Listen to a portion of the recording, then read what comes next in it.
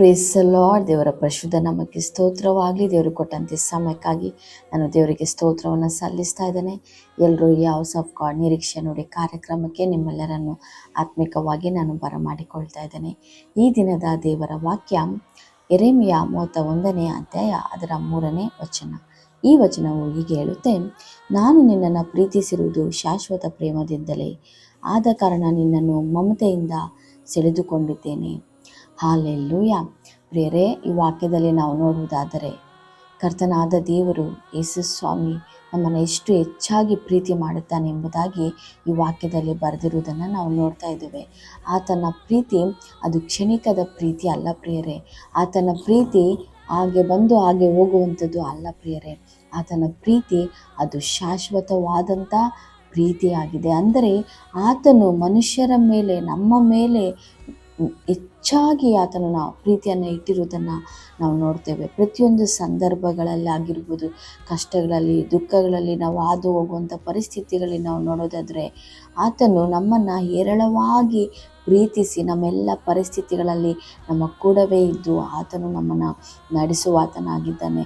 ನೋಡ್ರಿ, ಸತ್ಯವೇದದಲ್ಲಿ ನಾವು ಎಲ್ಲಿ ನೋಡಿದರೂ ಸಹ, ಯಾವ ಒಂದು ಕಾರ್ಯದಲ್ಲಿ ನಾವು ನೋಡಿದ್ರೂ ಸಹ, ಒಂದು ಕಷ್ಟ ಎಂಬುದಾಗಿ ಒಬ್ಬ ವ್ಯಕ್ತಿ ಪ್ರಾರ್ಥನೆ ಮಾಡುವಾಗ ಅಲ್ಲೇ ಆತನು ಬಂದು ಅವರಿಗೆ ಸಮಾಧಾನ ವಾಕ್ಯಗಳನ್ನು ಹೇಳಿ ಸಂತೈಸುವವನಾಗಿ ನಡೆಸುವುದನ್ನು ನಾವು ನೋಡ್ತೇವೆ.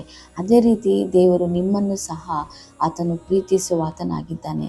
ಒಂದು ವೇಳೆ ಈ ದಿನದಲ್ಲಿ ನೀವು ಅಂದ್ಕೊಳ್ತಾ ಇರ್ಬೋದು, ನಮ್ಮನ್ನು ಪ್ರೀತಿಸುವವರು ಯಾರೂ ಇಲ್ಲ, ನನ್ನ ಹೃದಯವನ್ನು ಅರಿತುಕೊಳ್ಳುವಂಥವರು ಒಬ್ಬರೂ ಇಲ್ಲ, ನನ್ನ ವೇದನೆಯನ್ನು ನಾನು ಯಾರಿಗೂ ಹೇಳೋಕ್ಕೆ ಆಗ್ತಾ ಇಲ್ಲ, ನನ್ನನ್ನು ಪ್ರೀತಿಸುವವರು ಯಾರೂ ಇಲ್ಲ ಎಂಬುದಾಗಿ ನೀವು ಈ ದಿನಮಾನಗಳಲ್ಲಿ ನೀವು ನೆನೆಸ್ತಾ ಇರ್ಬೋದು. ಪ್ರೀತಿಗಾಗಿ ತುಂಬಾ ಪ್ರಯತ್ನ ಮಾಡಿ ಮನುಷ್ಯರ ಪ್ರೀತಿಯನ್ನು ಎದುರು ನೋಡಿ ಇವರು ನನ್ನನ್ನು ಪ್ರೀತಿ ಮಾಡ್ತಾರೇನೋ ಎಂಬುದಾಗಿ ಅನೇಕರು ಎದುರು ನೋಡಿ ನಿರಾಶೆಗೆ ಒಂದು ವೇಳೆ ಒಳಗಾಗಿದ್ದೀರಾ. ನೀವು ಆ ರೀತಿ ಒಳಗಾಗಿರುವುದಾದರೆ ಈ ದಿನ ದೇವರು ನಿಮಗೆ ಹೇಳ್ತಿರುವಂಥ ಮಾತು, ನಾನು ನಿನ್ನನ್ನು ಪ್ರೀತಿ ಮಾಡುತ್ತೇನೆ ಎಂಬುದಾಗಿ. ಹಾಲೆಲ್ಲೂಯ. ಯಾಕಂದರೆ ಆತನ ಪ್ರೀತಿ ಅದು ಶಾಶ್ವತವಾದಂಥ ಪ್ರೀತಿ. ಆದ್ದರಿಂದನೇ ಆತನು ಹೇಳ್ತೇನೆ, ನಾನು ನಿನ್ನನ್ನು ಮಮತೆಯಿಂದ ಸೆಳೆದುಕೊಂಡಿದ್ದೇನೆ ಎಂಬುದಾಗಿ. ಹಾಲೆಲ್ಲೂಯ. ಬೇರೆ ನೀವು ಆತನನ್ನು ಪ್ರೀತಿಸುವುದಾದರೆ ಆತನು ನಿಮಗೆ ಯಾವಾಗಲೂ ಹತ್ತಿರವಾಗಿರ್ತಾನೆ. ಆತನ ಪ್ರೀತಿಗಾಗಿ ನೀವು ಎದುರು ನೋಡ್ರಿ.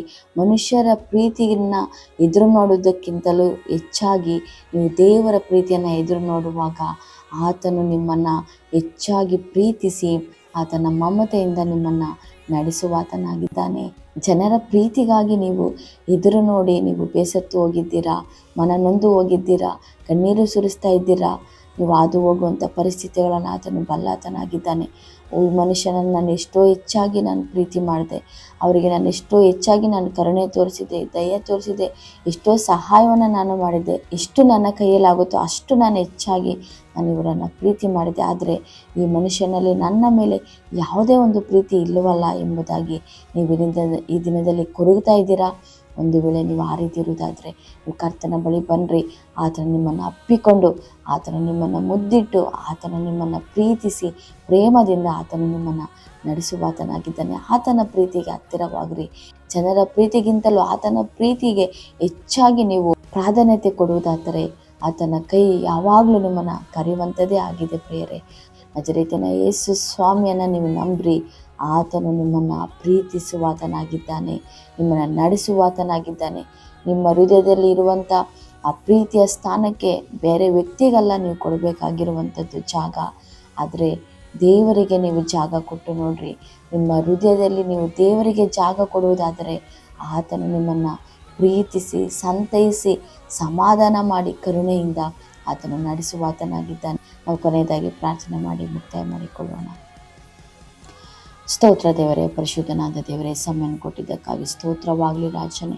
ಅಪ್ಪ, ಹೌದು ಸ್ವಾಮಿ, ದಿನದಲ್ಲಿ ಯಾರೆಲ್ಲ ಸ್ವಾಮಿ ದೇವರೇ ಅಪ್ಪ ಮನುಷ್ಯರ ಪ್ರೀತಿಯನ್ನು ಎದುರು ನೋಡಿ ಅಪ್ಪ ನಿರಾಶೆಗೆ ಒಳಗಾಗಿ ಅಪ್ಪ ಮನ ಕುಂದಿ ಹೋಗಿದ್ದಾರೋ ಸ್ವಾಮಿ, ಅಂಥ ಜನರಿಗಾಗಿ ನಾನು ಪ್ರಾರ್ಥನೆ ಮಾಡ್ತಾ ಇದ್ದೇನೆ ಸ್ವಾಮಿ ದೇವರೇ. ನಿನ್ನ ಪ್ರೀತಿ ಅವರನ್ನು ಆವರಿಸಿಕೊಳ್ಳಲಿ, ನಿನ್ನ ಶಾಶ್ವತವಾದ ಪ್ರೀತಿ ಅವರನ್ನು ಆವರಿಸಿಕೊಳ್ಳಲಿ.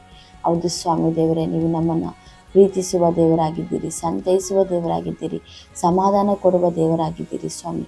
ಮನುಷ್ಯನ ಪ್ರೀತಿಯನ್ನು ಎದುರು ನೋಡಿ ಸ್ವಾಮಿ, ಕರ್ತನೆ ಎಷ್ಟೋ ಜನರು ಸ್ವಾಮಿ ಕಣ್ಣೀರಿನ ಹಾದಿಯಲ್ಲಿ ಹಾದು ಹೋಗುತ್ತಿರುವಾಗ ಸ್ವಾಮಿ, ಅಂಥವರೆಲ್ಲರ ಕಣ್ಣೀರನ್ನು ಒರೆಸಿ ಸ್ವಾಮಿ ನಿನ್ನ ಶಾಶ್ವತ ಪ್ರೀತಿಯಿಂದ ದೇವರೇ ಅವರನ್ನು ಆವರಿಸಿಕೊಳ್ಳಬೇಕಾಗಿ ನಾನು ಪ್ರಾರ್ಥನೆ ಮಾಡ್ತಾ ಇದ್ದೇನೆ.